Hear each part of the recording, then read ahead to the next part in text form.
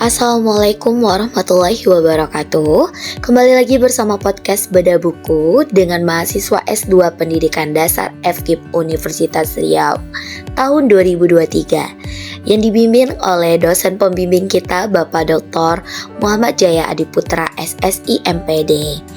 Baiklah teman-teman sekalian, pada podcast Beda Buku ini kami akan membahas beberapa judul buku mengenai filsafat Pancasila sebagai pandangan hidup bangsa Indonesia dan filsafat pendidikan dan dasar filsafat pendidikan Pancasila. Baiklah, judul buku pada Beda Buku kali ini akan dibahas oleh beberapa mahasiswa dari mahasiswa pendidikan dasar FKIP Universitas Riau yang beranggotakan yaitu terdiri dari Maulia Tunisa, Mutia Yulitasari, Miftari Putri Dastari, dan Muhammad Rio Haris Isandi. Baiklah teman-teman, marilah kita simak video podcast Beda Buku mengenai filsafat pendidikan Pancasila. Terima kasih teman-teman, selamat menyimak dan selamat mendengarkan. Filsafat Pancasila, pandangan hidup bangsa Indonesia, yang filsafat pendidikan dasar dan filsafat pendidikan Pancasila. Kali ini kita akan bersama teman kita Maulia Tunisa. Hai, saya Maulia Tunisa. Dan Yulitasari, Dan Mutia Yulitasari. kemudian Putri Dastari dan Haris Ihsandi. Alhamdulillah kita sudah saya pas bawa belum bukunya. Saya sudah melihat saya sudah habis ini, tapi harusnya itu akan menjadi seiring lah pengorbanan buku dengan ilmu yang didapat oleh teman kita yang sedang di pendidikan dasar. Kita coba hari ini ngobrol santai tentang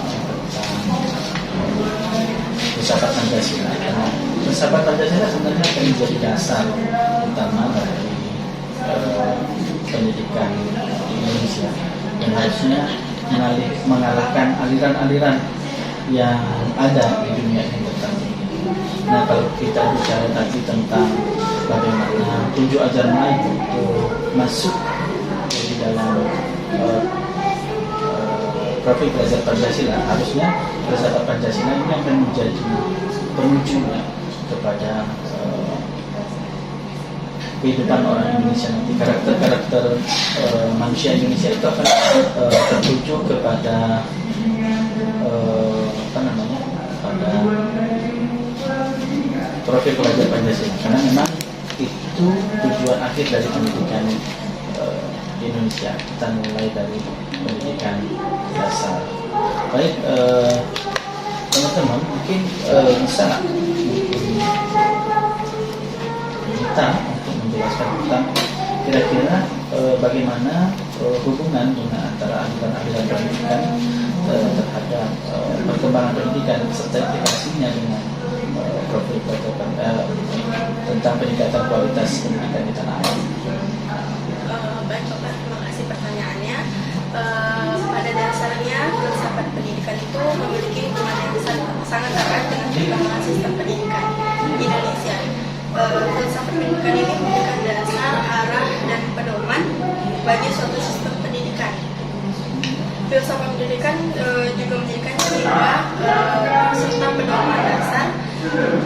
Maka dari itu filsafat pendidikan ini sangat penting dalam sistem pendidikan pembentukan karakter suatu bangsa.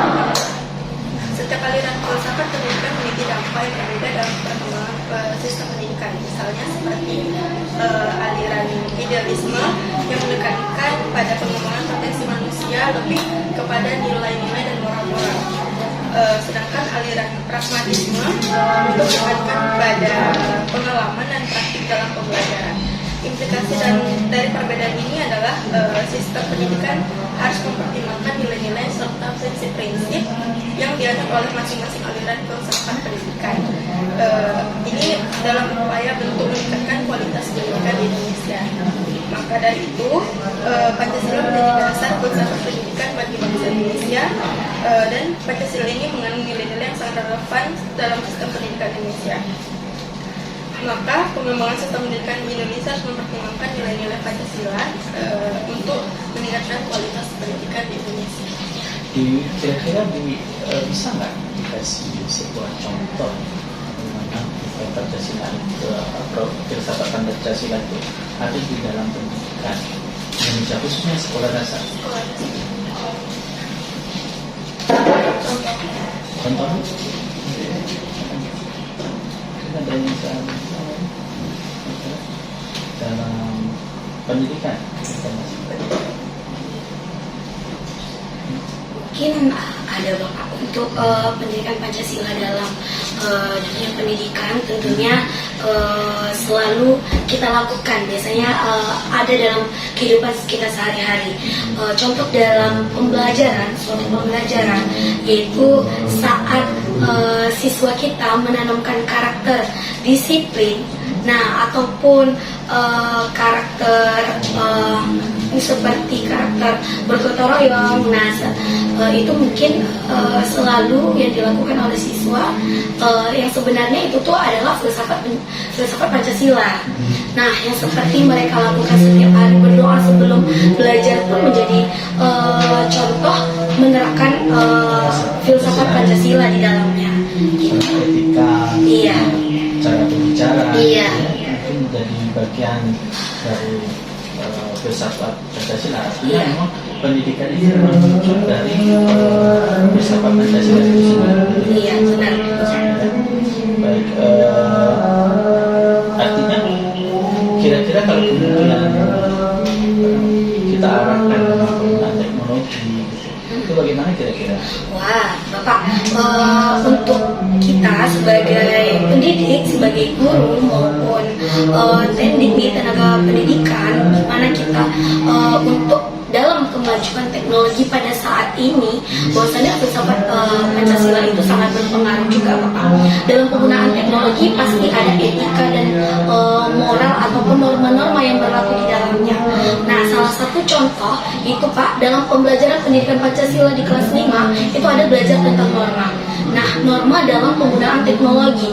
Norma dalam penggunaan teknologi ini berkesinambungan dalam penanaman karakter dari si Pancasilanya. Di sana anak berpikir untuk menanamkan karakter Pancasila dalam penggunaan teknologi.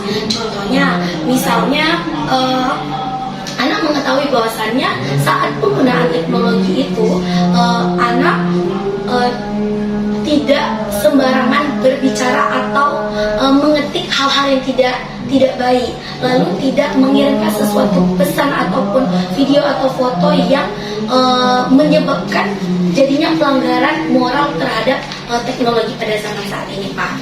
Itu sebenarnya hal yang baru menurut kita, tetapi menurut siswa itu sudah biasa mereka lakukan, dan mereka harus mengetahuinya nih, Pak, bahwasannya dalam penggunaan teknologi itu kita harus menanamkan nilai-nilai Pancasila di dalamnya.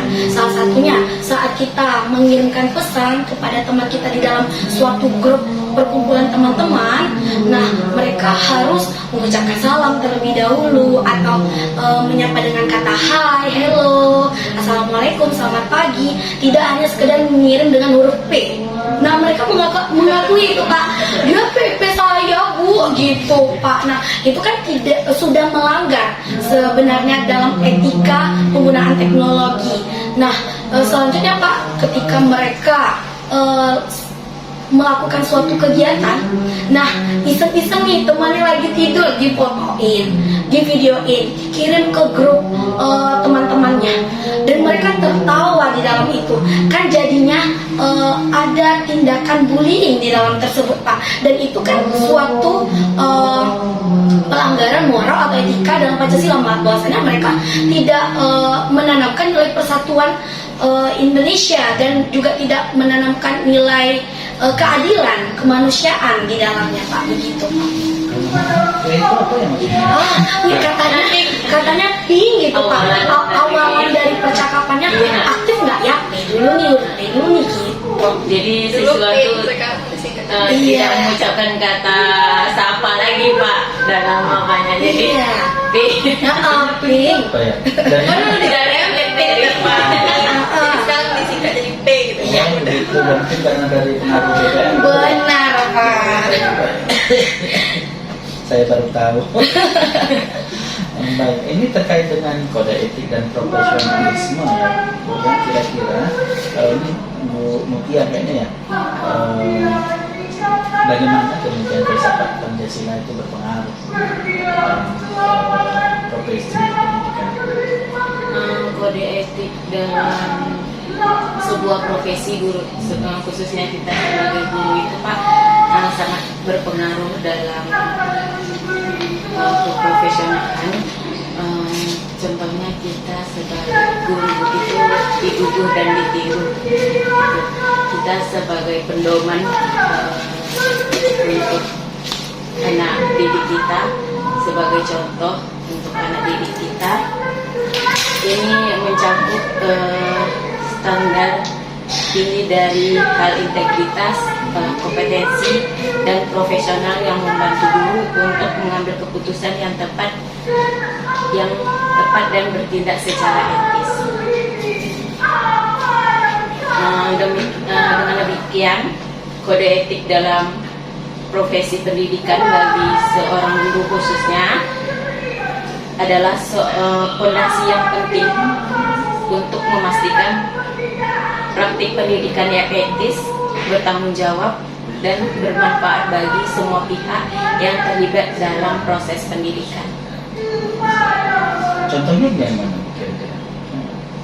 Bisa terkait dengan profesi pendidik itu yang menggambarkan bahwasannya di dalam diri pendidik itu memang ada semacam nilai Pancasilanya. Contohnya ya sebagai Ibu misalnya Ibu jadi guru sebagai guru tadi Pak, kita yang sebagai yang dicontoh gitu kan. Misalnya kita dalam sila pertama saja mungkin ketuhanan yang Maha Esa, kita awal dari kita belajar kita harus mengajak dulu siswa kita untuk berdoa sebelum belajar. Kemudian dalam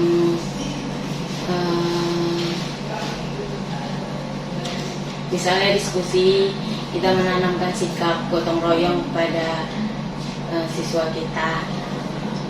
mungkin ada kalau sehari-hari sebagai guru Apa ya kalau Mas? sehari-hari profesinya sebagai guru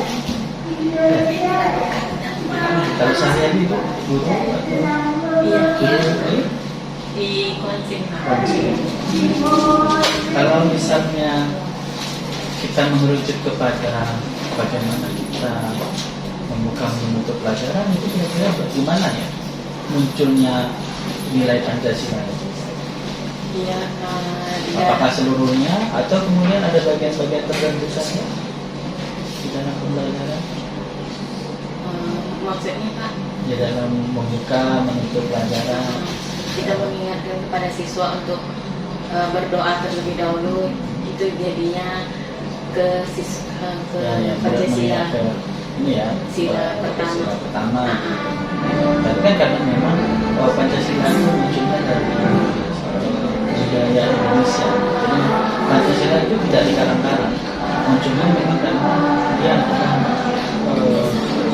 inti dari semua jenis budaya yang ada di Indonesia, semua nilai-nilai yang ada dalam budaya Indonesia.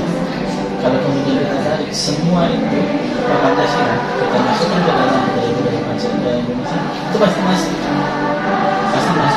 karena di dalam Pancasila itu sendiri adalah sari dari budaya Indonesia. Kan tidak akan bertentangan sebenarnya, harusnya. Tapi apakah ada dalam kehidupan sebagai seorang manusia yang menyimpang dari nilai Pancasila? Mungkin sebenarnya Pak, untuk masalah gaya yang dilakukan oleh ada 1-2 orang yang mungkin terlupa dia harus menanamkan nilai-nilai Pancasila di setiap langkah yang dia lakukan. Karena sebagai yang dibilang rekan saya tadi, bahwasannya guru inilah yang akan dicontoh oleh siswa-siswanya, yang mana salah satu contohnya adalah Bapak, ada seorang guru yang mana lupa akan tersenyum ataupun menyapa anak muridnya, dan dia memanggil anak muridnya dengan perkataan yang lain. Misalnya, si gemuk, nduk, sini nduk, ini nduk, atau kurus, ini kurus, gitu kan. Nah, atau dia, nah itu sebagai salah satu hal yang biasa menurut kita Pak, tetapi itu mempengaruhi si anak tadi, bahwasanya oh berarti kalau manggil orang, mau nyapa orang boleh nih dengan kata-kata yang kita senang untuk menyapa mereka. Ternyata tidak boleh. Nah, ternyata harus menggunakan contohnya dengan memberikan salam. Assalamualaikum, selamat pagi Ananda, selamat pagi ganteng, assalamualaikum ganteng, gitu kan Pak. Hai cantik, kayak gitu. Nah, kalau hal-hal itu selalu ditanamkan oleh ibu bapak ibu guru, mungkin siswa kita akan mengikuti hal tersebut Pak. Nah, itu ada guru yang seperti itu Pak. Nah, yang kedua Pak, contohnya adalah bahwasanya ada guru yang pada saat kita dalam kebersamaan dalam suatu acara, contohnya Pak, kalau ibu-ibu ya Pak, sudah seragam nih menggunakan jilbab warna hitam, semuanya sepakat ya warna hitam, iya.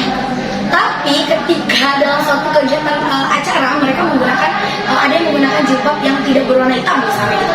Itu kan contoh ketidakbersamaan antara suatu instansi gitu, Pak. Dalam berpendapat misalnya Pak, dalam situasi rapat atau diskusi. Saat rapat dan diskusi kita boleh dong Pak memberikan hak bicara, hak suara untuk mengungkapkan pendapat kita. Tetapi ada mungkin salah satu pimpinan kita untuk membatasi orang-orang tertentu saja yang bisa mengeluarkan suara atau pendapat. Nah, itu kan sudah tidak menanamkan hal Pancasila Pak dalam etika bermusyawarah. Nah, itu sering terjadi Pak. Kenapa? Yang kita sayangkan sekali Pak pada saat rapat itu adalah kenapa orang yang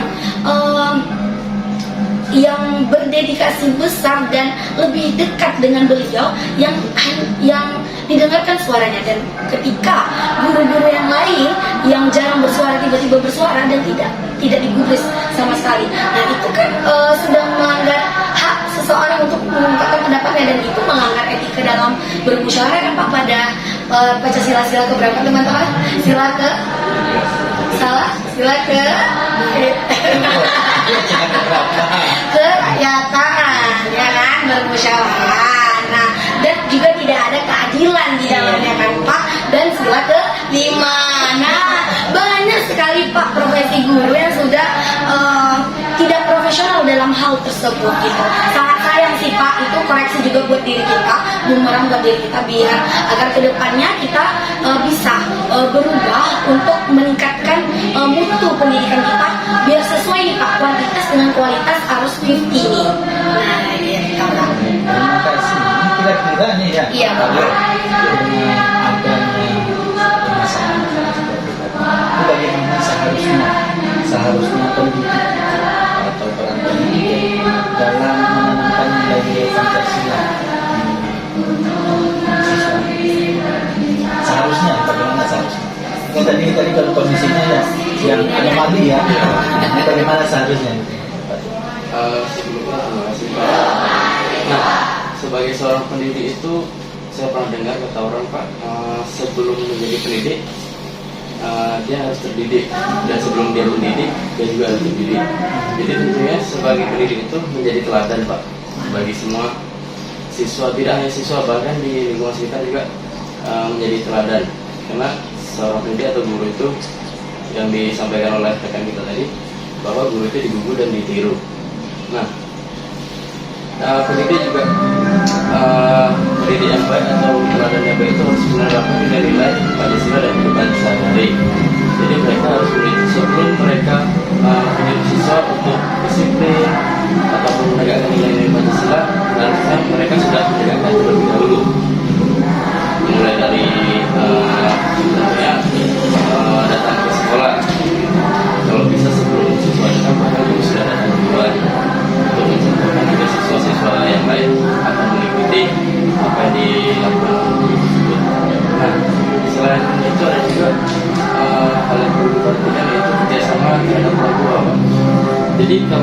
siswa dididik hanya di sekolah tapi tidak didukung oleh orang tua, itu juga mungkin kemungkinan kecil untuk keberhasilan siswa tersebut bisa menjadi pribadi yang lebih baik.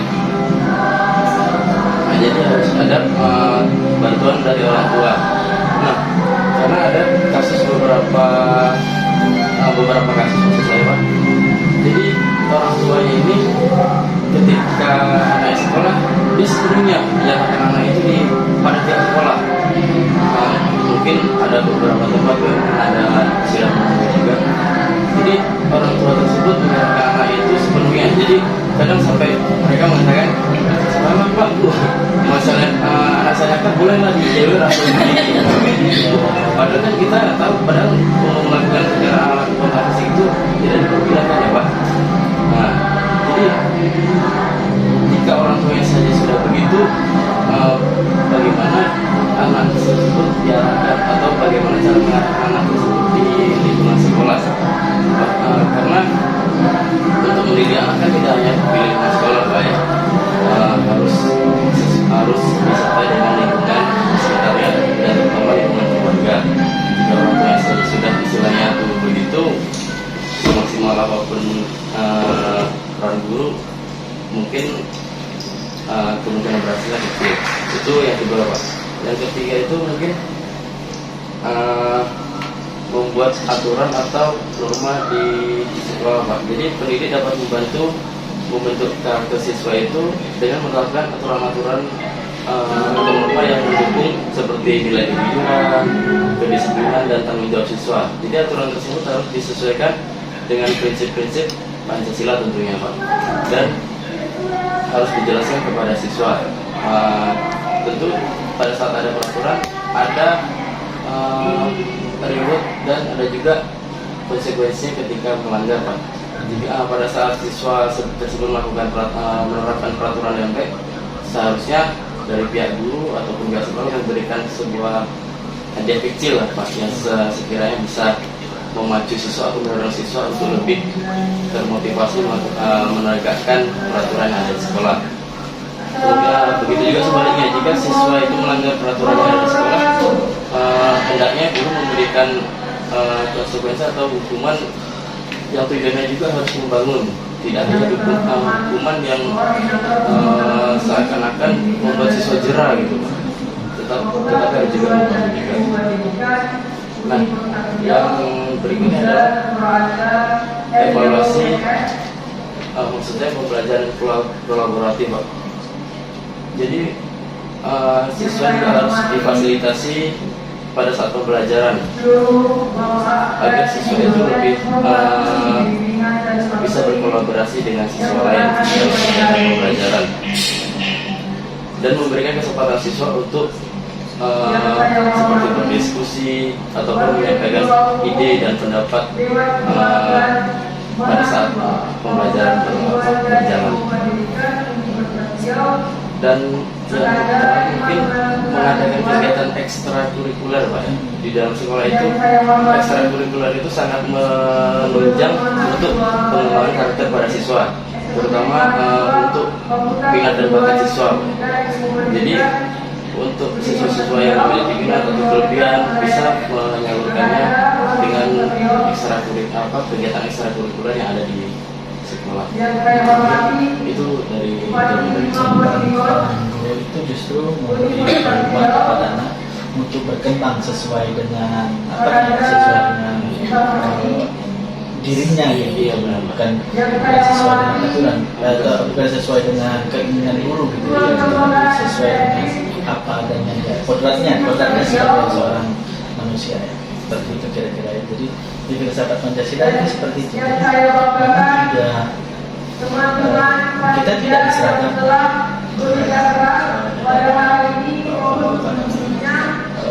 untuk menjadi apa itu tidak diserahkan, tapi ada nilainya yang nanti akan masuk ke dalam program Pancasila. Nilai itu bukan diserahkan manusia, tapi itu nilai. Artinya masih ada celah yang bisa jadi itu belum tampak terjadi di siswa. Dan bisa jadi itu tidak berada di bumi. Misalnya seperti tadi, ketika tidak ikut ke dalam aturan atau keseragaman seperti itu. Sekarang itu akan pasti akan terjadi. Kira-kira bagaimana sikap kita sebagai seorang rekan atau mitra dengan kondisi perbedaan seperti itu. Ada orang yang misalnya guru yang tidak mau lah itu pakai jilbab saja, itu bagaimana sikap kita? Itu bisa sikap kita memandang orang lain yang mungkin tidak mau melanggar secara filsafat, dia melanggar yang masih melakukan bullying terhadap anak gitu ya, melakukan kata-kata yang tidak pantas itu, intimidasi. Itu bagaimana sikap kita? Kan kita yang seperti itu ya Pak.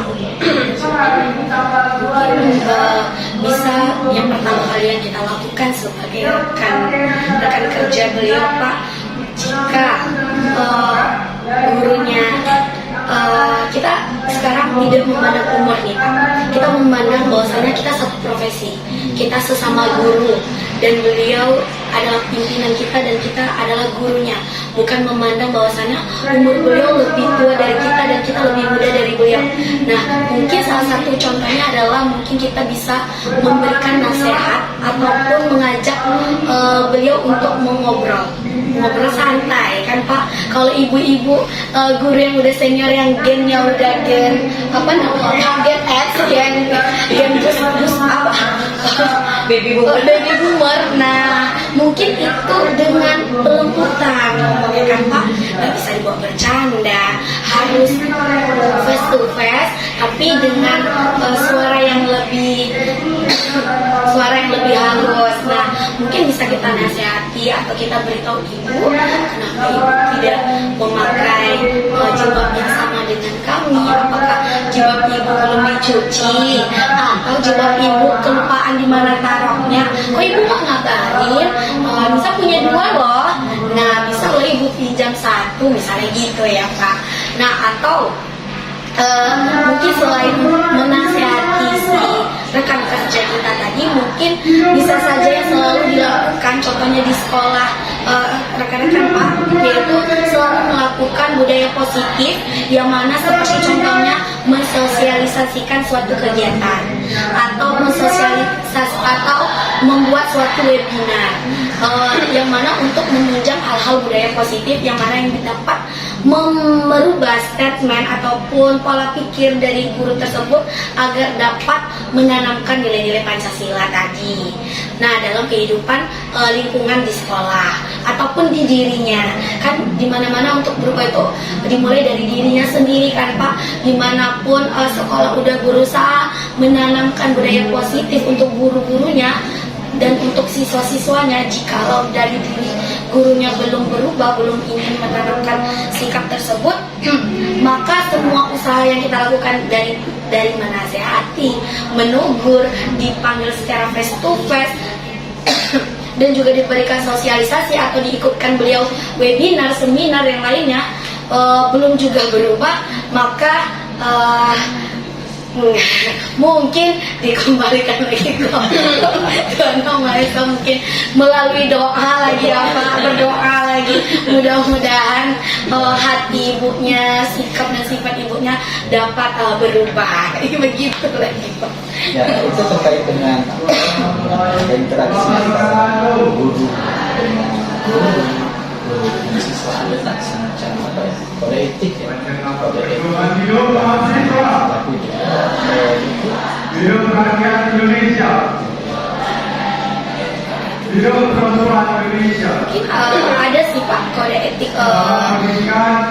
untuk profesionalitas guru itu ada undang-undangnya. Nah, undang-undang nomor berapa ya teman-teman? Nah, kalau di yayasan gitu Pak, biasanya dalam suatu kontrak kerja itu langsung dibuatkan kode etik seorang guru dan profesionalitas guru itu pada kode etik undang-undang nomor berapa, dan ada juga undang-undang kode etik dari yayasannya sendiri. Jikalau guru telah melanggar kode etik tersebut, mungkin mendapatkan surat cinta peringatan pertama gitu Pak. Kayaknya Bapak boleh bantu nomor berapa kode etiknya. Terkait dengan kode etik. Iya. Ada Bu? Dia ada siap-siap. Ada?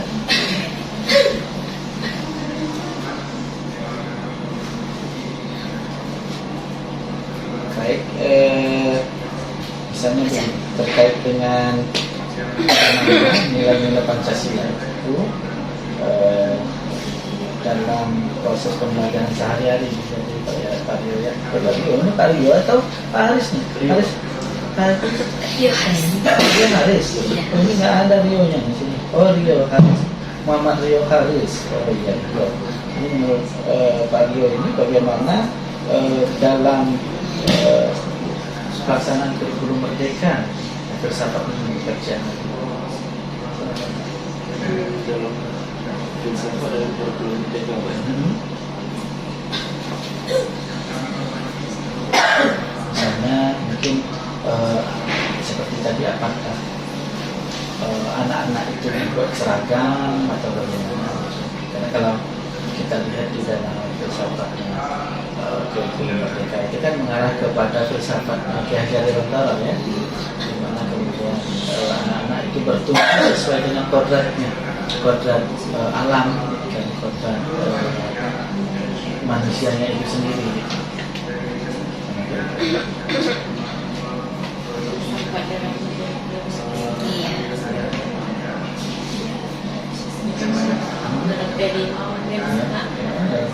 Dalam P5 itu kita menanamkan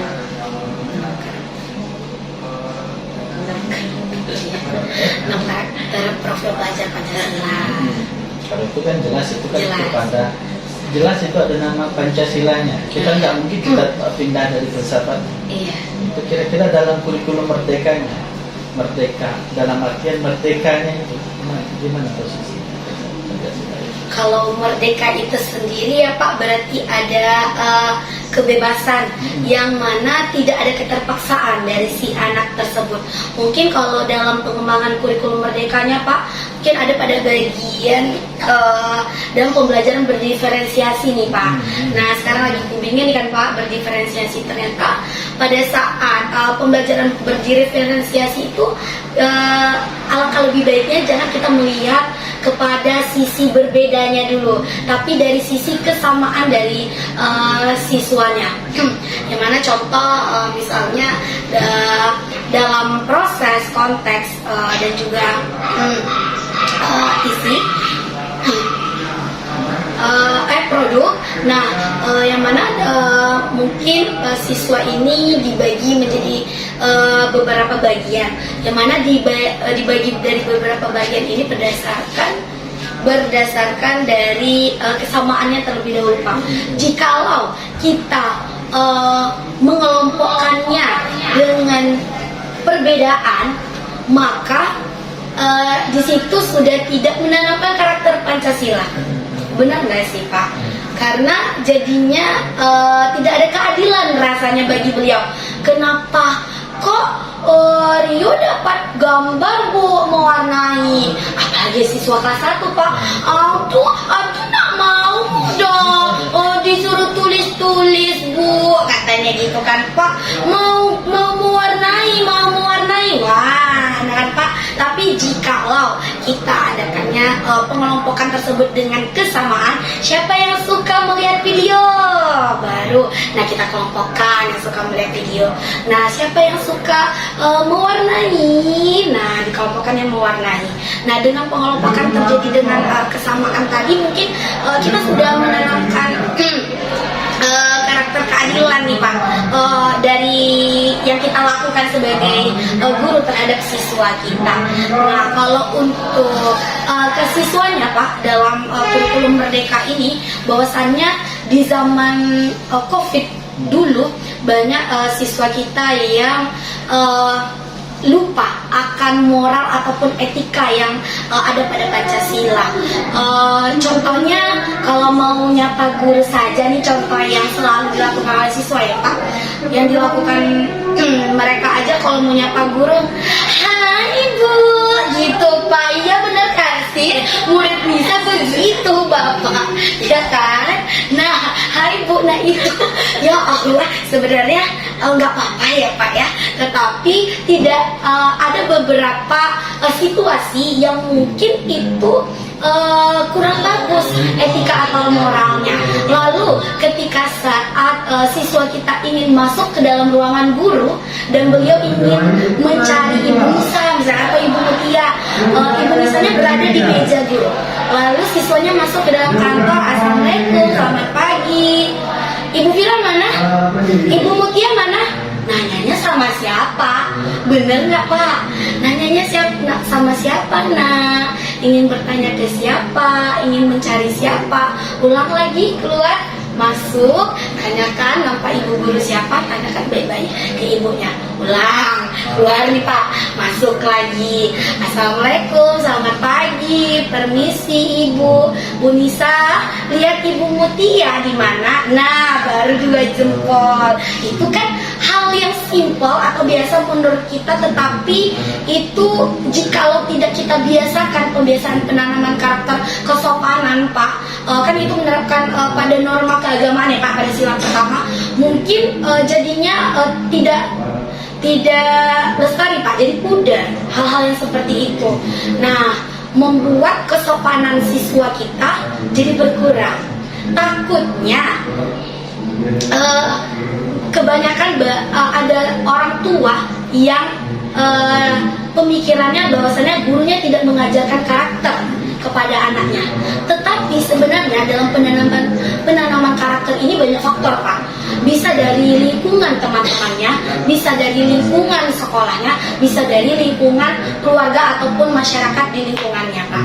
Nah, jikalau kolaborasi antara guru dengan orang tua tidak berjalan dengan baik untuk menanamkan karakter ke siswanya, tidak ada kolaborasi antara guru wali kelas dengan guru yang lainnya, maka penanaman karakter Pancasila itu juga tidak akan ada di diri beliau Pak. Itu sangat banyak Pak sekarang terjadi di siswa-siswa kita. Sangat disayangkan Pak. Kalau kita balikan lagi, kenapa ya siswa kita seperti ini? Kita mau nyalahin siapa? Nggak bisa. Kita hanya bisa refleksi, kita harus bagaimana, dan siswa kita harus bagaimana, dan wali murid kita harus bagaimana agar dapat menanamkan nilai-nilai Pancasila tadi Pak. Karena sekarang mulai pudar Pak hal-hal yang begitu Pak. Mungkin kalau di sekolah swasta bukan mayoritas anak-anak itu memudarkan nilai-nilai Pancasila tadi.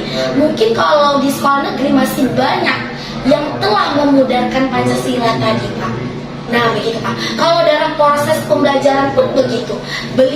Siswa dengan siswa yang lainnya yang dia merasa dia pintar, tidak mau menjadi tutor sebaya untuk temannya, itu juga karakter di dirinya juga sudah egois kan Pak. Jadinya dia tidak bukan bersikap adil, tapi dia sudah tidak bisa melihat perbedaan antara dia dengan temannya. Bahwasannya tidak hanya pintar saja di dalam kelas itu, tetapi ada temannya yang perlu bantuan dia untuk menjelaskan suatu pembelajaran yang mana temannya nggak akan bisa ngerti kalau ibu guru aja menjelaskan. Harus ada teman nih, kan biasanya begitu kan Pak. Ada beberapa siswa yang harus teman yang lain yang menjelaskan baru dia mengerti. Nah itu juga salah satu karakter yang mana selalu kita tanamkan dalam kurikulum merdeka gitu Pak, dalam pembelajaran berdiferensiasi tadi Pak. Dan lanjut Pak, dalam pembelajaran diferensiasi ini tidak hanya sebatas kita membagi dia berdasarkan konten, proses, dan produk saja Pak. Yang mana dimana dalam penilaian formatif kita tadi terhadap siswa kita memang harus melakukan asesmen diagnostik dulu agar kita tahu nih sikap dan sifat ananda kita, perbedaan dan kelebihan ananda kita, kelemahannya kita harus ketahui dulu nih Pak, agar seorang guru ini tidak salah mengambil langkah untuk menanamkan karakter Pancasila dari bahwasannya kan kalau kurikulum Merdeka ini sudah berkaitan dengan yang dikatakan oleh si Ki Hajar Dewantara tadi Pak. Begitu sih Pak. Saya cuma khawatir pembelajaran terdiferensiasi itu karena potensi yang mungkin ada di siswa seperti ini, karena tidak ada semua yang dia murni visual, dia murni estetik, tidak. Artinya memang kalau ke arah pembelajaran yang visual saja, maka kemungkinan dia tidak memahami bahwasanya orang lain punya cara yang kinestetik. Saya contohkan begini sekarang, nanti kalau di dalam kehidupan sehari-hari, ketika ada razia, yang pertama dilihat itu adalah visual. Bagi orang kinestetik, apakah dia tidak paham bahwasanya di depan ada razia? Misalnya, dia kan harus melihat visual. Apa menunggu dia menggunakan audio dulu, disemprit dulu sama polisi. Kalau dia yang audio, dia tidak peduli visual, dia peduli kepada audio. Atau menunggu dikejar dulu bagian kinestetik. Itu sebenarnya potensinya hilang kalau kemudian kita ajarkan visual dengan visual, kinestetik dengan kinestetik, audio dengan audio. Makanya kemudian pelajaran terdiferensiasi itu harus memfasilitasi. Yang masalahnya adalah jika tidak difasilitasi dengan semua itu bermasalah. Misalnya ketika kemudian anak-anak yang audio atau dia kinestetik itu tidak difasilitasi mengajarnya, belajarnya seperti itu. Audio harus difasilitasi dengan kinestetik, harus juga audio itu difasilitasi dengan audio kinestetik visual. Harus juga semua, meskipun dia audio, meskipun dia kinestetik, dia semua harus dipahami. Karena di dalam kehidupan sehari-hari mereka akan memahami itu semua. Ketiga hal itu dia tidak mungkin ditunggu dikejar dulu baru kemudian dia berhenti, kan begitu kan? Kinestetik kan dikejar dulu, kan seperti itu yang saya khawatirkan ketika guru tidak memahami pembelajaran itu. Jadi adanya pembelajaran terdiferensiasi itu bukannya untuk memisah-misahkan siswa. Ini audio pakai yang ini, kinestetik pakai ini, tetapi dia difasilitasi semua. Semuanya difasilitasi. Tidak boleh hanya audio saja yang kita fasilitasi. Ada di dalam kelas itu visual, auditory, kinestetik. Semuanya harus dapat. Yang audio juga dapat kinestetik. Yang audio juga dapat seperti itu. Kalau yang saya pikirkan selama ini, karena yang dikhawatirkan justru pembelajaran terdiferensiasi itu malah menjadi pembelajaran yang terdiskriminasi. Anak-anak terdiskriminasi bukan oleh gurunya, tetapi oleh masa depannya. Masa depannya yang akan mendiskriminasi anak tersebut. Itu yang saya khawatir. Yang audio hanya paham audio saja ketika diperintahkan. Kinestetik dia tidak paham perintahnya, dia tidak paham visual, dia tidak paham. Nah, itu akan mendiskriminasi kehidupan dia akan datang. Itu yang saya khawatirkan justru. Karena nanti kalau kita bicara, sebenarnya Pancasila tidak seperti itu. Dia akan memfasilitasi. Dia keberagaman itu muncul, bukannya justru di kotak-kotakan. Nah, begitu ada pengotakan sebenarnya sekolah sudah tidak, pembelajarannya tidak terdiferensiasi. Nah, jadi pembelajaran terdiferensiasi itu bukan terdiskriminasi. Bukan terdiskriminasi. Nah, saya selalu mengatakan mulailah hal-hal yang sama. Yang sama apa artinya? Misalnya anak-anak sama-sama suka bermain, kita mulai dari hal-hal yang sama, suka bermain, kita lewat bermain. Begitu kita menggunakan model pembelajaran sebenarnya itu sudah memfasilitasi pembelajaran terdiferensiasi. Bukannya pembelajaran terdiferensiasi harus kita modelin sendiri. Model pembelajaran terdiferensiasi begini tidak harus kita modelin sendiri, tetapi dia sudah ada muncul di dalam model-model pembelajaran dan itu harus dirasakan oleh anak-anak. Bukan mereka yang audio hanya audio saja, yang visual hanya visual saja, jangan seperti itu. Justru kalau saya semuanya mereka harus terlibat. Ini kan ada perubahan dari kurikulum 13 sampai ke 14. Kan sebenarnya ada orang yang mengatakan Gitu ya. Kira-kira bagaimana ya aktivitas pendidikan ini terpengaruh oleh sistem perpolitikan sementara? Baik Bapak, pengaruh politik terhadap pendidikan di Indonesia ini sangat signifikan. Politik ini mempengaruhi aktivitas pendidikan dalam penciptaan nilai dan harapan masyarakat seperti yang diatur dalam Undang-Undang Dasar 1945 dan Undang-Undang tentang Pendidikan Nasional. Beberapa pengaruh dalam dunia pendidikan di Indonesia ini meliputi aktivitas pendidikan, anggaran pendidikan, sumber daya pendidikan, sistem persekolahan, dan sistem pendidikan di era new normal. Keterlibatan politik ini juga terlihat dalam implementasi kurikulum di Indonesia. Maka demikian politik pendidikan di Indonesia sangat mempengaruhi berbagai aspek pendidikan, termasuk penciptaan nilai-nilai dan harapan-harapan pendidikan. Ada beberapa pengaruh pengaruh politik di dalam pendidikan Indonesia. Yang pertama itu pengaruh politik mempengaruhi aktivitas pendidikan dalam menciptakan nilai-nilai dan harapan-harapan warga negara. Yang kedua itu pengaruh politik terhadap anggaran pendidikan yang dapat mempengaruhi kualitas pendidikan. Yang ketiga itu ada pengaruh politik terhadap sumber pendidikan, di mana politik ini mempengaruhi sumber daya pendidikan seperti gaji guru, sarana, prasarana, dan penunjangan kegiatan belajar.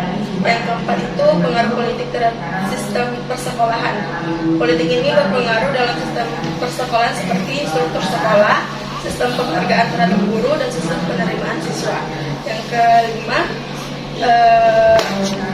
pengaruh politik terhadap sistem pendidikan di era new normal seperti politik hukum yang mempengaruhi sistem pendidikan yang melibatkan pembentukan produk hukum tentang sistem pendidikan lainnya.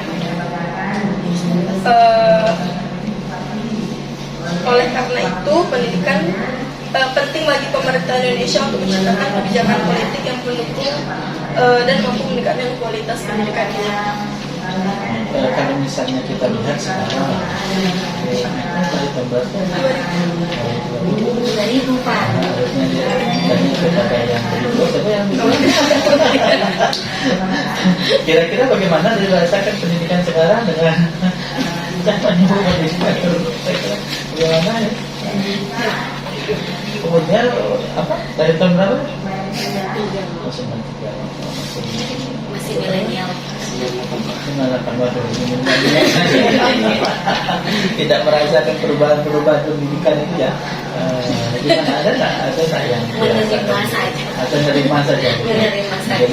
Tidak merasakan perubahan. Tidak merasakan perubahan ya gitu. Nah, sebenarnya ada terasa perubahan ketika kemudian anggaran pendidikan itu jadi 20%.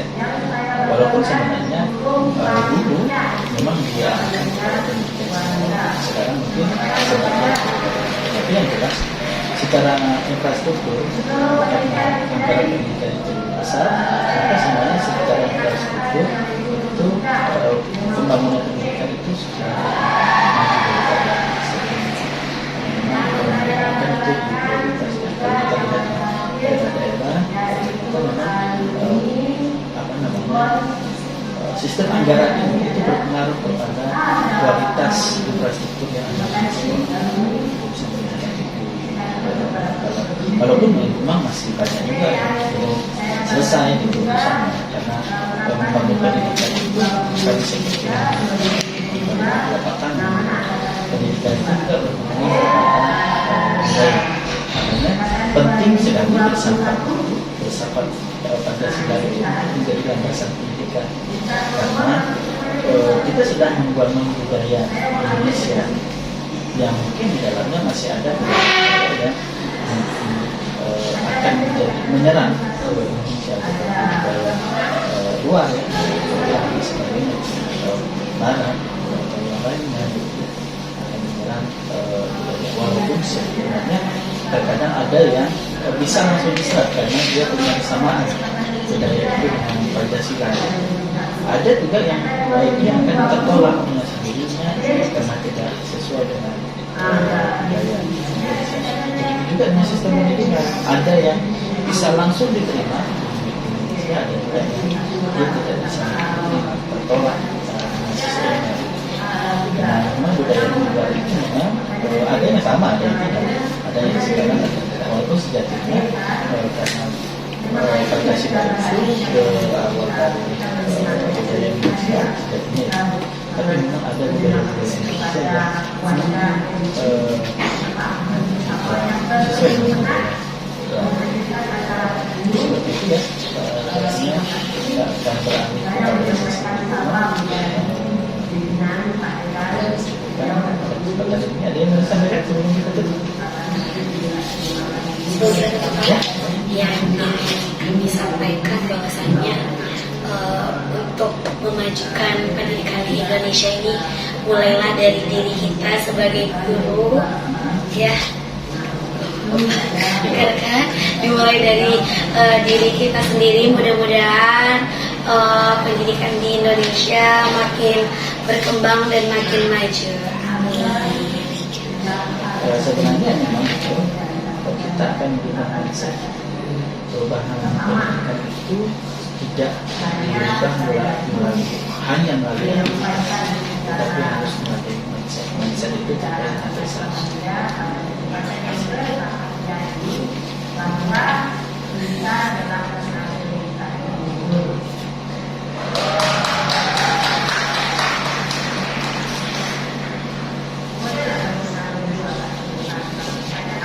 Baik, terputus sebentar ya. Mungkin kita akan berganti sesi kepada sesi yang berikutnya. Terima kasih kepada teman-teman yang berpartisipasi ini. Dan bagian ini adalah bagian dari perubahan saya. Karena nggak mungkin kalau kemudian saya mengajarkan, kalau mengajarkan filsafat, kalau mindsetnya tidak berubah, harus berubah. Lewat seperti apa? Lewat memaksa berubah seperti ini. Mungkin hari ini lebih kepada bagaimana kita memahami materi, tapi paling tidak untuk kedepannya kita belajarkan dari filsafat Indonesia maupun di belajar online ataupun filsafat belajar yang bawah itu akan mempengaruhi kita dalam mengajar. Itu saja. Terima kasih. Assalamualaikum warahmatullahi wabarakatuh.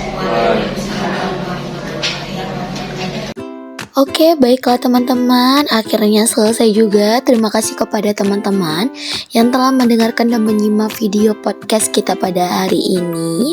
Semoga ilmunya bermanfaat, amin.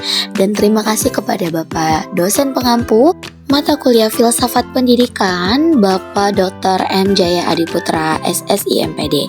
Terima kasih Bapak, see you guys.